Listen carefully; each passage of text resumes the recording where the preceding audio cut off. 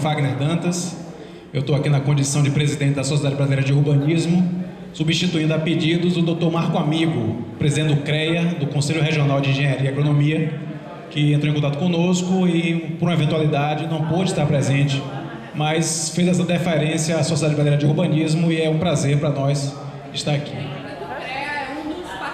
O CREA, inclusive, sendo um dos parceiros do evento, ao lado do IAB e outras importantes entidades aqui da Bahia que vem realizando esse evento tão importante. Parabenizar todos os envolvidos por estar criando esse espaço de debate, esse espaço de discussão de ideias, de troca de ideias, que é fundamental ainda mais num momento como esse, tão importante para a cidade de Salvador. Sem mais delongas, porque nós já estamos iniciando com um certo atraso, eu vou compor a mesa, estabelecer um pouco das questões de tempo e passar a palavra aos nossos interlocutores. Eu queria chamar inicialmente essa mesa que tem por título os PDDUs e as centralidades urbanas. Eu queria chamar como expositor o professor Luiz Antônio de Souza, da UNEB, do PPGAU e do Laboratório Urbano.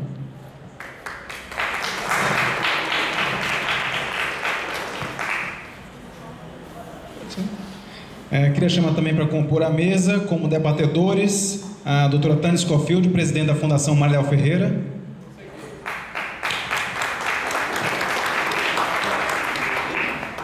E chamar também à mesa a doutora Jacileda Cerqueira, do PPGAU aqui da UFBA, do Programa de Pós-Graduação da UFBA. E nós vamos ter nessa mesa também como relatora, nos ajudando aqui, a Tayane Moreira. Ok? Então, para que a gente possa dar início, até por conta do tempo, nós estabelecemos aqui um período de 40 minutos para a exposição, com uma tolerância aí de 3, 5 minutos para poder o fechamento, e depois 10 minutos a cada um dos debatedores, para que a gente possa aí ter pelo menos de meia hora, 45 minutos de debate. Ok? Então, sem mais delongas, eu queria passar a palavra para o professor Luiz Antônio de Souza. Bom, obrigado. Eu vou falar aqui porque me facilita um pouco a vida, e eu, na verdade, não penso em fazer uma discussão acadêmica. Eu queria me manter na conversa, como foi a proposta inicial nossa de um colóquio. E eu começo com essa pequena brincadeira aí, que é, no fundo, uma forma de dizer, olha, tudo é relativo, né? Então eu vou levantar algumas questões onde relativiza alguns pontos de vista em relação à discussão que é impossível ser vencida em 40 minutos, 1 hora. Bom, eu tenho, ainda que eu vá falar sobre PDDUs e as centralidades urbanas, isso está dentro de um contexto, que é esse contexto que nós estamos atravessando agora, de discussão de um plano diretor de desenvolvimento urbano, mas que pode ser também um plano de desenvolvimento, um plano estratégico de desenvolvimento, que está atrelado também à lei de ordenamento do uso do solo. E houve um esforço que ainda decorre, esse esforço da Prefeitura, de fazer valer o processo de participação e discussão, mas eu queria levantar algumas questões. A luz não me permite grandes... podia tentar desligar pelo menos essa linha, né? Bom, a minha ideia é o seguinte, a necessidade da gente instrumentalizar... Tá bom, assim. Da gente instrumentalizar uma discussão sobre um dado território. Ora, se eu olho essa imagem, muita gente vai me dizer aqui que isso é um mapa de Salvador, com Itaparica, com a Baía de Todos os Santos, com as ilhas de Salvador, etc, etc, etc. Mas isso também pode ser uma mancha, né? Uma tinta que caiu no papel. O que eu estou falando é o seguinte: a linguagem, muitas vezes, que nós utilizamos para levar à população, levar à sociedade certas discussões, e aí eu incluo toda a discussão relativa ao ordenamento físico e regional, passa por uma necessidade de uma facilitação da linguagem, para que as coisas sejam efetivamente compreendidas. E aí, no meu entendimento, nós poderíamos alimentar a possibilidade, principalmente dentro das faculdades, de um urbanismo pedagógico, né? Acho que essa ideia não é nova, não é grande novidade, mesmo porque em Medellín se tentou construir esse tal urbanismo pedagógico, que tem o objetivo de fortalecer esses processos de discussão, criando uma linguagem que seja uma linguagem acessível, né? Por trás dessa perspectiva de uma linguagem acessível, a gente tem outra, que é a construção da cidadania. É impossível uma discussão de urbanismo, de cidade, do que a gente for chamar de planejamento PDDU, sem a perspectiva de cidadania, né? E a cidadania passa exatamente para você entender o que é que o outro está querendo dizer. Do mesmo modo, essa é a zona do subúrbio, né? E enfrentaria uma mesma dificuldade de leitura. Uma outra coisa que me parece importante, nós, por felicidade, facilidade e etc., nós todos usamos computador. Para nós, ficar sem um computador é um vexame, é algo impossível de ser concebido. Parece que nos amputaram as mãos. Mas vejam vocês, isso daí é uma das lâminas da avaliação das metas do milênio em Salvador. E isso é feito pelas instituições que congregam SESC, SENAI, Federação das Indústrias e etc. E fizeram um balanço das metas do milênio para o Brasil inteiro. Eu peguei a lâmina de Salvador relativo a microcomputador e internet.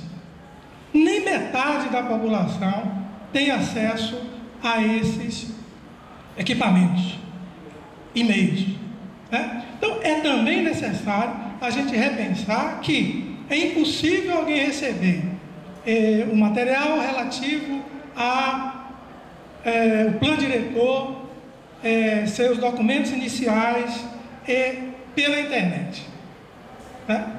O IAB gastou mais ou menos, com cada cópia dos diagnósticos, algo de... Os conjuntos, 1.300 e tantos. Ou seja, R$700 para imprimir esse material. Então, é necessário também se buscar novos meios, novos instrumentos de divulgação do plano. Coisa que também não estou falando nenhuma novidade, porque um dos primeiros planos de cidades importantes no mundo foi feito em Chicago, no final do século XVIII, XIX, e já era um plano participativo. Agora, há uns 2 anos atrás, quando o plano de Chicago completou 100 anos, né, se repetiu, evidentemente, com as novas tecnologias, o mesmo processo de participação, que passou, sobretudo, pela mobilização das escolas. Um outro dado também importante é que a gente, às vezes, exige participação das pessoas. Eu não quis nem pegar o dado relativo a acima de 24 anos, mas os jovens que aparentemente estão disponíveis para essa discussão, quem tem de 18 a 24 anos, 74% trabalha, ou 74% sim, trabalha 44 horas por dia. Por semana, desculpe. Façam a conta do que é que significa 44 horas por semana e veja o grau de penalização do trabalho que essas pessoas sofrem, né? Então, ainda mais quando a gente quer que as salas se encham, as discussões se efetivem com métodos e modelos dos mais tradicionais e conservadores, né? A internet e o computador não vai resolver o processo de participação para um segmento grande da população. Bom, vamos adiantando, tratando do seguinte. Ora, uma das audiências tinha a perspectiva de discutir mobilidade e estrutura urbana. A mobilidade é algo que, de uma forma ou de outra, se está discutindo, até porque muitas vezes se confunde transporte, sistema viário e etc. com mobilidade. Mas como é que você discutiu a estrutura urbana? Eu não tive nenhum acesso a documentos que me fizesse uma crítica, ou seja, feita pela prefeitura, e quando eu falar prefeitura, eu estou envolvendo todos os envolvidos no processo de elaboração do plano, que demonstrasse ou que mostrasse a avaliação da estrutura urbana atual de Salvador. Então aí eu já estou me colocando também como um técnico, tentando perseguir informações. Ora, nós estamos agora, e eu acho que pode parecer estranho esses dois slides, mas eu vou tentar me explicar. Penar do açúcar quer dizer vencer apesar das dificuldades. Ora, nós temos por um lado, hoje, o governo do estado tem um chamamento que é terra-mãe do Brasil. A prefeitura, primeira capital do Brasil. E do ponto de vista do território, o diálogo entre essas duas instituições, uma que é a mãe e a outra que é a primeira, né, não se estabelece. Esse diálogo, quem está tentando estruturar, construir arduamente, somos nós que estamos querendo discutir, que nós estamos querendo debater. Uma cidade, em Salvador, que não é uma cidade genérica, não é uma cidade qualquer, ela é um patrimônio, né, mundial, ela guarda dentro do seu território preciosidades que mereceram ser tratadas como patrimônio da humanidade. Eu também nunca vi nem o Estado, nem o município se orgulharem da sua condição de patrimônio mundial. Mesmo porque o tema centralidade remete necessariamente à área central de Salvador, chamada assim, hoje Centro Antigo, Centro Histórico, mas todos nós sabemos que área é essa que nós estamos falando, mesmo porque essa é a área, ainda hoje, com a melhor qualidade e intensidade de infraestrutura técnica que tem na cidade. Não é à toa que os preços do solo, do terreno, continuam extremamente semelhantes a de áreas que a gente chama de nobre. Recentemente saiu uma revista, Exame, falando dos preços dos imóveis em Salvador. Então o que eu estou falando lá pode ser conferido. Parece muitas vezes que essa condição de necessidade genérica não tem importância para os órgãos públicos, mas deve ter, porque hoje o prefeito, mais o cantor nosso maior, Carlinhos Brown, estão, já foi, tentando, oficializando a candidatura de Salvador ao título de cidade de música. Então, alguma importância tem isso. Não sei se tem importância um fato que ocorre hoje também, que é o lançamento da década internacional de afrodescendentes. Um tema que parece que não é muito importante nessas discussões que eu pude acompanhar do plano diretor, porque essa população afrodescendente, ela continua, do ponto de vista da discussão política, dos instrumentos técnicos, invisíveis. Bom, eu vou fazer agora um que eu chamei nariz de cera, bem geral, sobre essas discussões que nós estamos trabalhando. Sobretudo, uma lacuna que todos identificaram, que evidentemente eu não vou preencher sozinho, mas me toca a considerar algumas questões, que é o chamado modelo físico territorial. Hoje foi falado pela manhã, é um assunto que toda hora está sendo lembrado, que esquecemos a base territorial onde se efetivam as relações de troca, as relações sociais de Salvador. De vez em quando parece que nós estamos trabalhando com o ótimo de Pareto. Se a gente andar por Salvador, esse período de chuva indica a que ponto nós chegamos. Uma boa parte dos deslizamentos foram oriundos de autorizações da prefeitura de desmonte. Então nós estamos querendo fazer uma cidade que tem uma morfologia caprichosa e rica, nós estamos querendo fazer essa cidade plana. E continuamos concebendo essa cidade plana. Os elementos gráficos do diagnóstico que foi apresentado pela FIP, ele é recheado dessa ideia de uma cidade plana, né? Bom, então nós temos o espaço geográfico, né, que é uma soma, né, do espaço natural e construído, que a gente podia chamar também de espaço geográfico, social, né, as pessoas e as atividades no território. Ora, quando existia uma necessidade de termos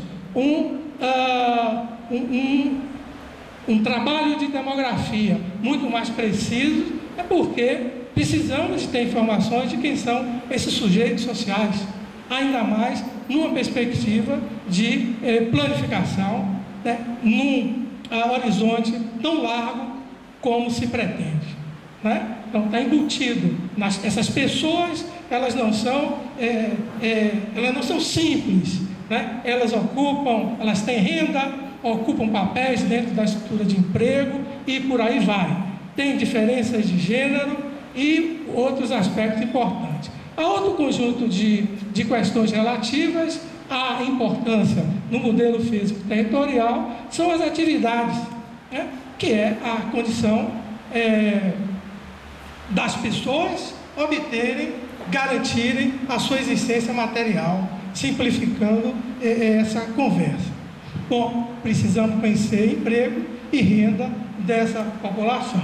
E, sobretudo, como é que essas atividades se distribuem no território, né? Já se disse hoje pela manhã, Salvador, a característica é uma cidade terciária, mas isso não é suficiente.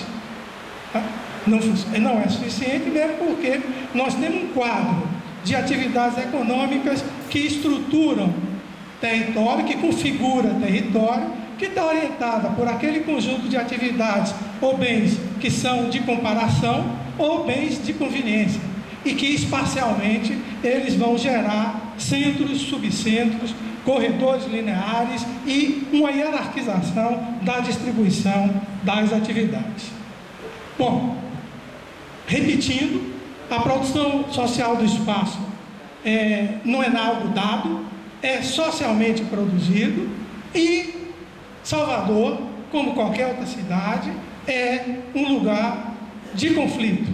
Esse lugar de conflito, entre outras razões, todos nós sabemos, porque a distribuição das pessoas e das atividades no território, elas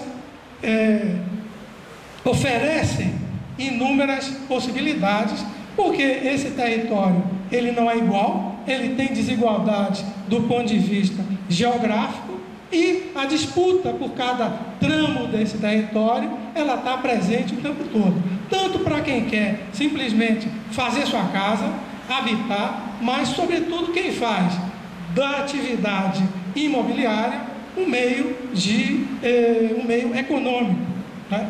Bom, nesse mundo urbano, era bom também destacar que, ainda que muitas vezes nós busquemos afinar conceitos, atualizar conceitos, o mundo urbano, no geral, vejam que eu estou fazendo coisas esquemáticas, nós temos fixos e fluxos, transformações e permanências. Por que eu fiz essa simplificação e gerei esse slide? Porque nós estamos discutindo centralidade. Nós estamos discutindo, de certa forma, a questão da circulação das pessoas e das atividades no território. Se eu não incorporo a discussão dos fixos e fluxos, transformações e permanência, nós não vamos entender como uma cidade que é a mãe do Brasil, primeira capital, tem problemas quase que insolúveis do ponto de vista de circulação. Entre outras razões, porque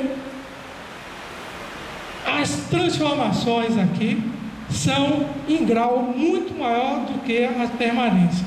E eu falo das transformações do espaço. né? Eu vou tentar mostrar mais adiante um conjunto de slides que nós não temos mais a estação da Lapa, nós não temos mais aquela estação aqui da BAN, né?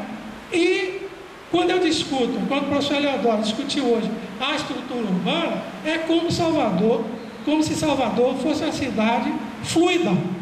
Ela sofre transformações o tempo todo, né?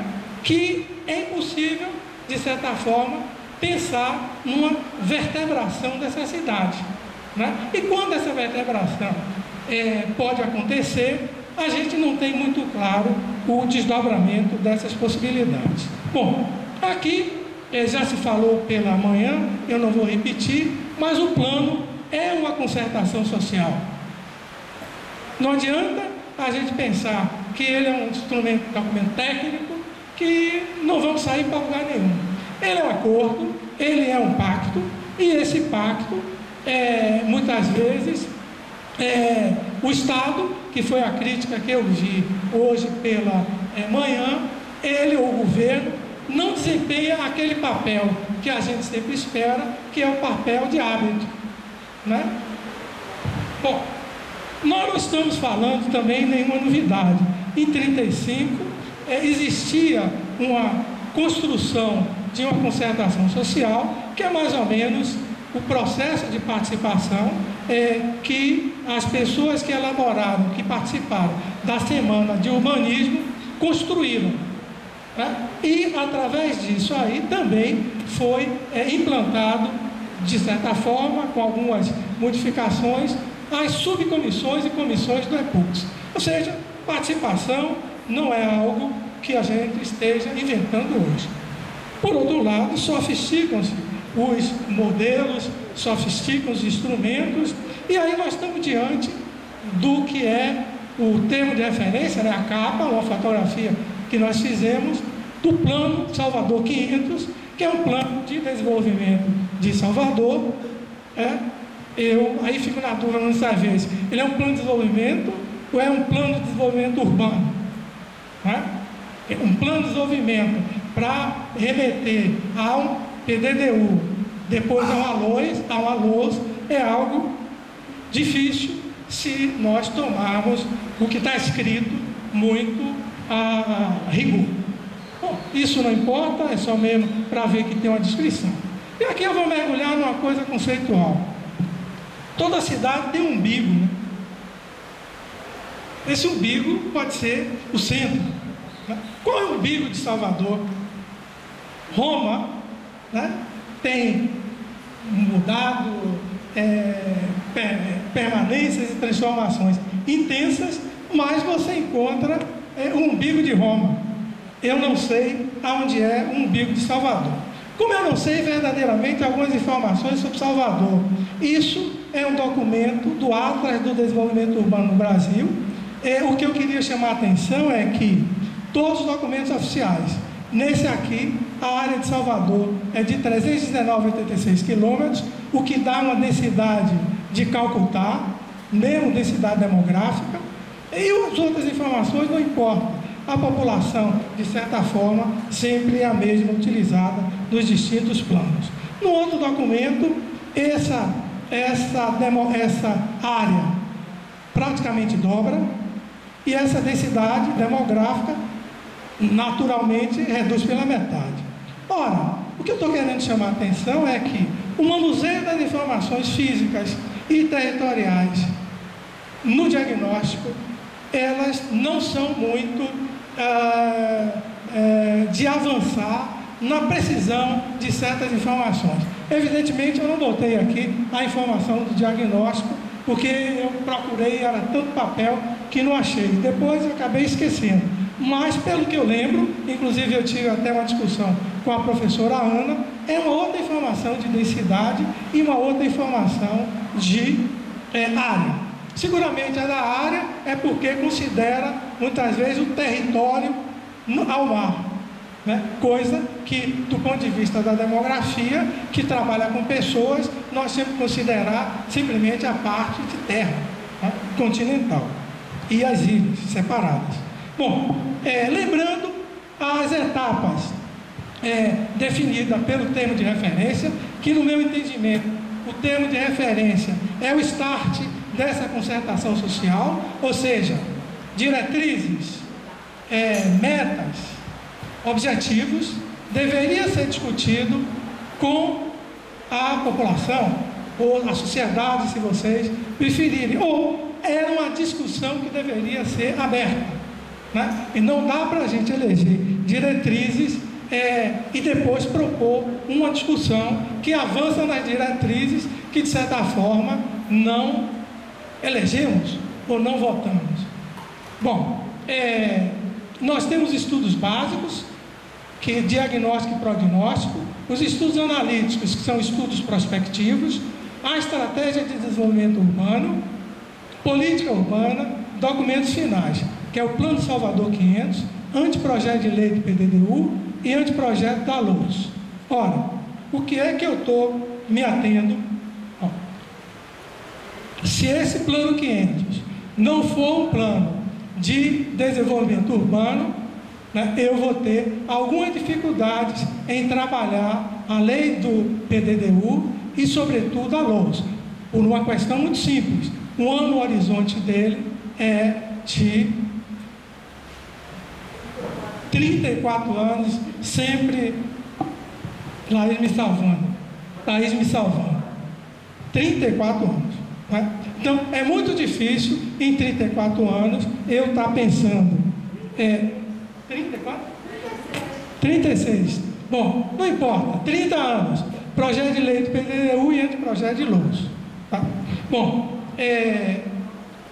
se eu tivesse satisfeito com tudo que a gente tem escutado, né, o contido no material da prefeitura, né, do plano, quem, que, quando, onde, como, porquê, a minha pergunta seria, e daí? Né? Ora, e daí, como é que eu tento avançar um pouco nessa discussão? Nós temos a Lei Orgânica do Município, de Salvador, que consta em alguns de seus artigos o que deve ser a própria política de desenvolvimento, o que deve ser o plano diretor e outros instrumentos. Mas eu tenho uma política orgânica do município de Salvador. Eu precisava ter respondido aqui qual é a política de desenvolvimento urbano, qual é o sistema de planejamento que vai possibilitar a implementação dessa política e o plano que orientará o PDDU e a LOUS. E aí, no meu entendimento, falei várias vezes isso para cá, o Plano Salvador 500 é um nome fantasia para um plano de desenvolvimento de Salvador para 2049. Né? Então, há de se questionar se ele conterá aqueles elementos necessariamente que tenha pelo menos esse tripé: a política de desenvolvimento urbano, o sistema de planejamento e os elementos que orientarão o PDDU e a LOUS. Tá? Bom, fora isso, uma outra observação: qual política ou qual plano estratégico dá suporte à elaboração do PDDU e a LOUS? Por que eu separei essa abordagem? Porque plano plurianual, lei de diretrizes básicas, lei orçamentária anual e plano de metas tem como origem esse documento aqui. Não estou falando nenhuma novidade, mas só quero ressaltar o seguinte: na cultura política brasileira, ou uma boa parte dos políticos, do prefeito, aceitam plano, aceitam planejamento, né? Por uma razão muito simples: acreditam que terão a sua capacidade de gestão, a sua capacidade de administração cerceada. Né? Apenas quando esses planos vão possibilitar legitimar algumas decisões, eles são acatados e são até fomentados. Eu não creio que a escolha da empresa consultora foi apenas um acaso, foi apenas uma situação de edital. Não. Você, para elaborar um plano diretor, você trabalha com conceitos, né? E você vai buscar aquele grupo, aquele segmento àqueles produtores de conhecimento que mais se afinam com a visão de cidade que tem o governante de plantão e seus auxiliares. E no caso é a cidade corporativa, né? Por isso se buscou esses colaboradores. Bom, e é bom que a gente entenda, até para que haja menos frustrações, que esse plano já está em processo, um plano qualquer já está em processo de estruturação, né? Observem que esse documento, que é a nova lei ambiental de Salvador. Ora, você não faz uma lei ambiental em maio de um PDDU que vai ser entregue ou seria entregue em agosto. Você não desencadeia uma série de formas perversas de apropriação da renda em cima do capital social básico, como fez a prefeitura, com o que já foi falado aqui de manhã, o ITVI, outorga onerosa, venda de terras públicas e etc. Né? Bom, o que é essa cidade de Salvador? Aqui é uma praça, vocês sabiam? Aqui é a Praça Tupinambá, no comércio. Tem um posto de gasolina, mas isso aqui é uma praça. Tem um nome nesse muro aqui da marca. Isso aqui também.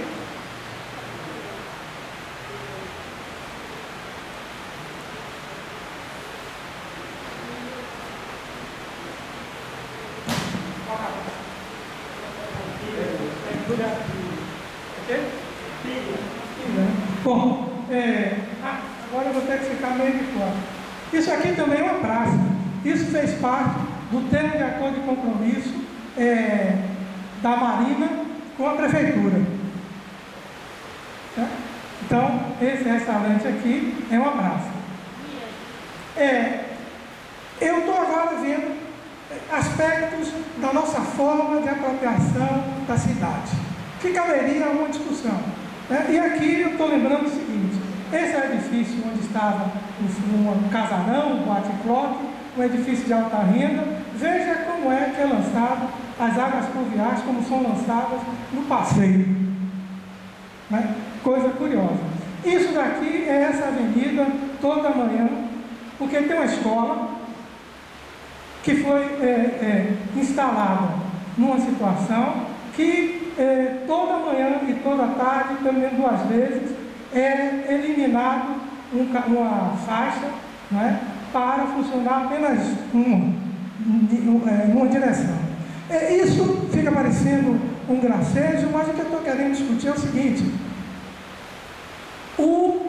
a estrutura política que nós temos e as correlações de força. Você pode prejudicar uma sociedade inteira simplesmente para você fazer, descarregar, vamos chamar assim, os jovenzinhos que já estavam acostumados com a prática tão deletéria. E ainda tem um guardinha que ordena tudo isso, e olha como isso se complica mais na frente. Então, isso são relações de poder dentro da discussão do plano, dentro da discussão do almoço. Bom, isso é outra coisa curiosa. Essa casa fica na cabeceira de um viaduto. Isso daqui não existia, essa casa, que hoje é pizzaria.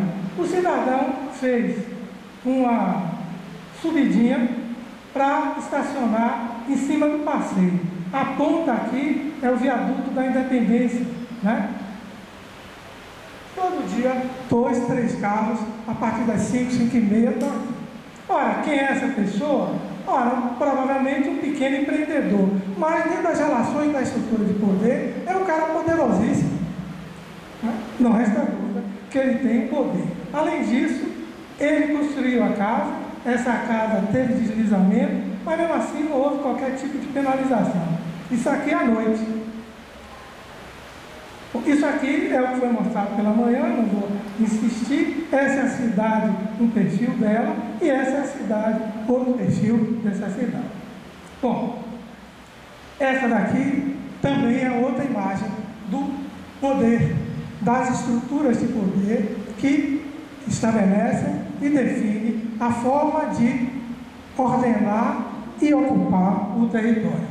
Bom, a lei orgânica deixa claro, né, que eu tenho que ter um plano, como é o planejamento urbano, o planejamento urbano, o plano diretor, o desenvolvimento urbano e por aí vai. Depois, dá elementos da ordem econômica e social que vai nos gerar a infraestrutura social.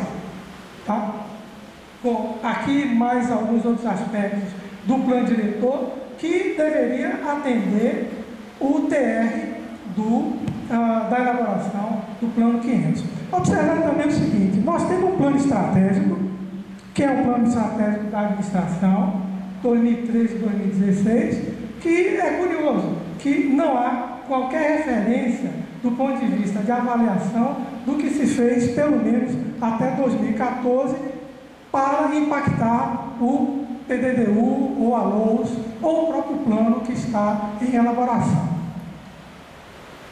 Bom, aqui ele fala de ambiente urbano, né, que quer dizer, de certa forma, as questões que nós chamamos de urbanismo. Ora, aqui está um aspecto importante da discussão do PDDU, que é o que move, do ponto de vista de discurso, né, a elaboração do plano Salvador 500. Ele quer uma política permanente da cidade, independente de gestores e grupos políticos. Ora, a prova mais clara que os gestores não querem saber de uma política permanente é que nós tivemos que nos recorrer, o município teve que recorrer a uma consultora, e infinitas consultoras estão sendo chamadas, todas de fora. Você não faz plano diretor, você não implanta plano diretor, você não faz LOUS, implementa e fiscaliza, se você não tiver pessoal técnico local, né? E nossa situação, com essas mudanças de gestores todas, tem um fato curiosíssimo. Nós somos reféns de uma empresa de São Paulo em tudo que se refere a transporte, né? Ana conhece a história, né? Nós somos reféns. Então, para você melhorar um traçado, você tem que recorrer a São Paulo. Então, daí a importância de esse plano 500 se discutir a própria estrutura de gestão, porque isso tem que ser refeito. Muitas vezes nós fazemos críticas ao sistema de transporte e nos esquecemos o seguinte: a empresa brasileira de transportes urbanos foi destruída, né? Então, toda uma história que você edificou se perdeu. Bom, aqui eu sabia que isso aqui não ia dar para ler, né? Mas, bom, aqui me preocupa o seguinte: é uma observação do presidente da ADEME sobre centralidades, né? Ele empresta o que a especulação imobiliária em São Paulo está discutindo sobre centralidade, redefine o conceito, e eu não vou concorrer com ele discutindo o conceito de centralidade. Isso saiu no jornal, tem mais ou menos 5 dias, e o que me surpreendeu é o seguinte: segundo o secretário, ainda estão analisando prós e contras quanto à ordem. Ora, eu não sei de que está falando, porque prós e contras em relação à orla já se está fazendo, não o plano diretor, mas você já está fazendo a lei do ordenamento, né? E isso, antes havia um certo receio de declarar, mas agora não há qualquer receio. E o menos importante, nesse caso, é o atraso em relação às audiências ou à própria elaboração do plano. Provavelmente esse plano já existe. Acho que é extremamente positivo essa busca de uma cidade sustentável. Agora, há que ter um pouco de cuidado com essa cidade sustentável. Voltando à discussão do modelo físico-territorial, o modelo físico-territorial simplesmente é uma representação simplificada de uma realidade. Isso é um modelo, né? Ora, no caso, essa realidade tem que ser Salvador, né? E pressupõe teorias ou hipóteses que a gente não conseguiu absorver nos documentos existentes. nós não sabemos quais são as teorias e quais são as hipóteses. Existe uma série de citações, sobretudo do modelo neoliberal europeu, sobre habitação, sobre cidade, mas nada que se centre na discussão específica nem da América Latina, nem de Salvador. Ora, esse modelo físico territorial é importante porque um modelo de estrutura urbana, que é apresentado segundo algumas alternativas e possibilidades, você não tem uma estrutura urbana, você tem várias possibilidades, pressupõe alocação de pessoas e atividades e é matriz estrutural para a alimentação do modelo de uso do solo e transporte. E isso tem uma carga técnica importantíssima e nós não vimos qualquer menção a essa discussão. Estou acabando. A distribuição das atividades, elas têm que ser hierarquizadas e tem que ter ordem de grandeza. O centro tradicional, no caso de Salvador, ele é um dado de início, de cara, em qualquer discussão do modelo físico territorial, até porque é onde tem a melhor dotação de infraestrutura da cidade. Não estou dizendo a mais atualizada. Em algumas situações, sim, porque foi o primeiro lugar a ter fibra ótica. E os sistemas urbanos. Aqui eu só quero lembrar se pula drenagem nos documentos do plano, pelo menos que eu tive acesso. Então fala de uma série de coisas e da drenagem não se fala. Normalmente você fala lixo, água, esgoto, papapá e drenagem. E nós temos um problema gravíssimo em Salvador, que é de drenagem. Bom, andando mais rápido, desafio intermodal. Bom, isso é Salvador, que todo mundo conhece. Olha, é impossível a gente discutir esse conjunto de obras viárias nesse prazo que a gente tem à disposição para fazer esse exercício. Porque isso vai na contramão de qualquer lugar do mundo civilizado.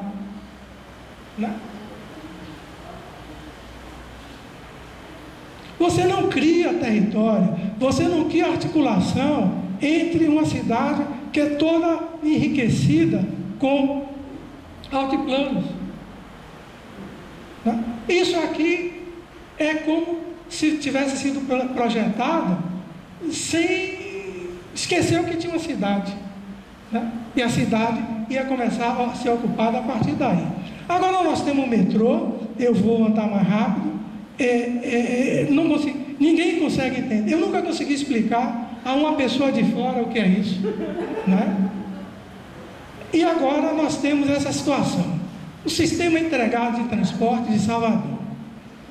Uma série de obras elaboradas pelo governo do estado. Metrô Acesso Norte, aeroporto, comércio, outro pedacinho ali pequeno que nem dá para ver, uma ferrovia que já está denunciando que criará uma barreira a qualquer possibilidade de expansão da cidade nessas direções. Sigamos. A ligação do trem metropolitano, os corredores transversais. Eu não estou dizendo que essas obras não sejam importantes. O que eu quero dizer é o seguinte: quando você discute o uso do solo, estrutura urbana e modelo físico territorial, com esses elementos no calcanhar, é difícil. Mesmo porque eu não botei aqui, até por generosidade da prefeitura, o BRT e outras obras que também é a intenção da prefeitura realizar. Agora veja o nível de detalhe, Eleodoro. Você que de manhã estava achando que era simples fazer algo que retratasse uma estrutura urbana. Óbvio que isso aqui é um segmento dela, mas veja, isso aqui são os parques lineares que vai se fazer na paralela. Isso daqui é 9/6, ou seja, a obra já começou. Isso é uma imagem de 3D. Nunca vi nada de pior qualidade na minha vida. Encerrando. E ainda nós temos grandes geradores de tráfego, grandes equipamentos, como aqui da BAN, que não se diz o que vai fazer, né? Vou andar mais rápido, só pegar as melhores. A Bonocô, que é outro mistério. O centro da cidade, né? Centro tradicional. Aqui, a Lapa, que deixou de existir. Aqui, a estação lá de cima, de Pirajá. Bom, aqui a discussão da LOAS, do PDDU. No PDDU, no TR, não entra a gestão democrática da cidade. E aqui, para encerrar, eu queria voltar a uma discussão, que é a discussão das unidades de planejamento, né? Eu fiz essa pergunta da vez passada e nos foi dito que foi utilizado os bairros. Ora, não é um elemento, pelo menos do que se discute de bairro, uma localidade que tem 55 mil habitantes, ela não é um bairro, ela é praticamente uma cidade. Bom, eu vou ficando por aí.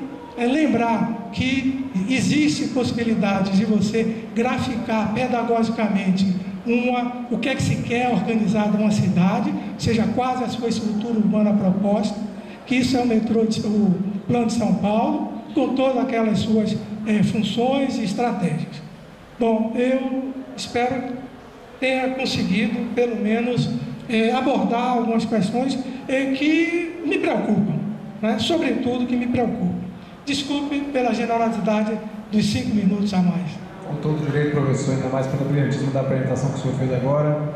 Eu queria agradecer ao professor Luiz Antônio e já de imediato passar aqui a palavra para Jacilda Cerqueira, que me pediu para corrigir doutoranda, mas certamente dentro de pouco será uma doutora em planejamento urbano.